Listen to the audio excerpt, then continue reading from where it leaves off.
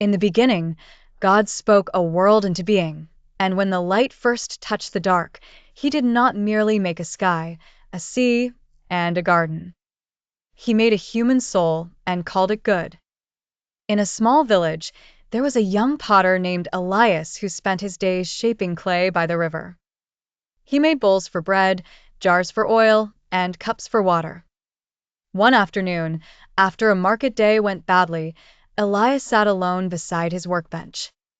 People had praised the richest merchants, admired the strongest farmers, and laughed at his humble shop.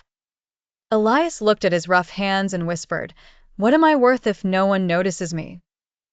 That evening, an old monk passing through the village came to his door to buy a water jar. Elias, still troubled, asked him, "Father, why does God make some people great and others ordinary?" The monk lifted a small lump of clay from the table. "Does this clay have value because the village admires it?" he asked. "Not yet," Elias said. "Does it become valuable when it is polished by many hands?" "No." "Then why does the potter shape it?" Elias was silent. The monk smiled. "Because the potter intended it. Its worth is not borrowed from the crowd. Its worth comes from the craftsman's hands." The next morning, Elias walked to the river before sunrise. He watched the water move over stones, and he remembered the words of Scripture, that God formed humanity with his own purpose, breathed life into dust, and placed his image upon his children. He understood then that his life was not an accident measured by applause.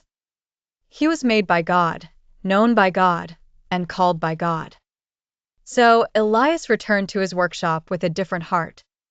He shaped each vessel carefully, not to impress the market, but to honor the one who had made him.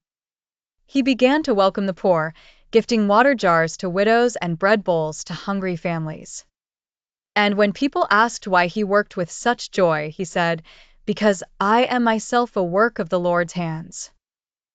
Years later, the village remembered Elias not for fame or wealth, but for peace. Those who had once mocked him came to learn the secret of his quiet strength. He knew that being created by God gave dignity to every life, including his own.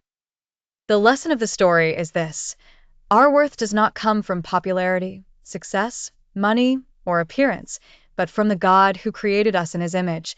I praise you because I am fearfully and wonderfully made.